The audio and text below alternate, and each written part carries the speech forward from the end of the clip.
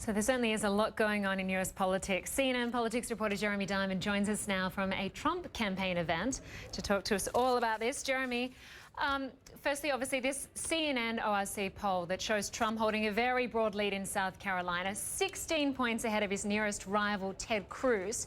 How do you think that will translate into votes? Or could we possibly see a similar upset to what we saw in Iowa? Yeah, well, right now, all signs are certainly pointing to a Donald Trump victory here in South Carolina.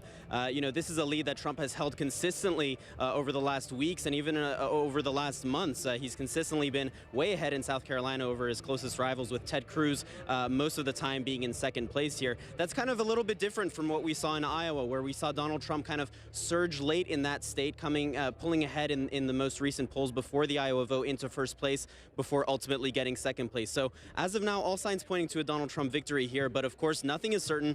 Things could change in the next few days, but right now Donald Trump maintaining a solid lead in the state. And of course there is also a new national poll out today by Quinnipiac.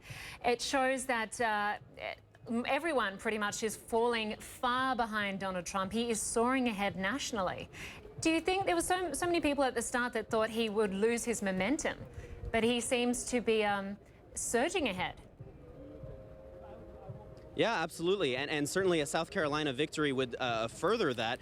Donald Trump winning in New Hampshire by, more than 20 points was certainly a big moment for his campaign, one that has constantly been scrutinized as potentially not actually having the capacities to actually turn, this press attention and to turn the support in the polls into actual votes. They showed in New Hampshire that they could do that. Now they're looking to do the same in South Carolina. And as Trump said yesterday, he said if we can win in South Carolina, he thinks that they can run the table going into the southern states that are going to vote in March.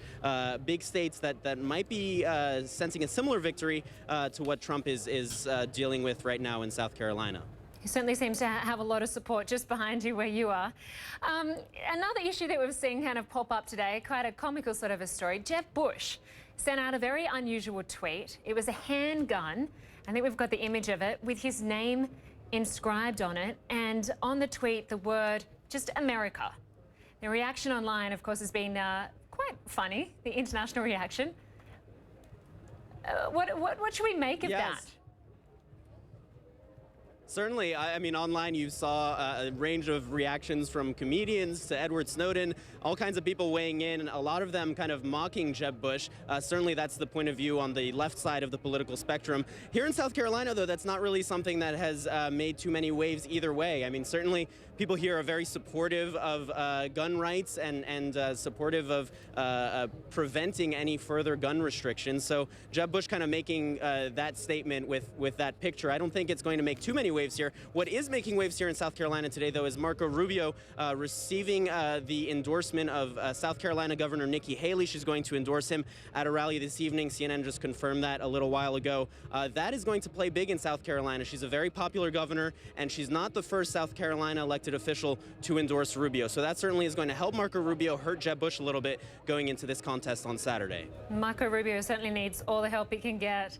Jeremy Diamond at a Trump rally in South Carolina. Thank you very much.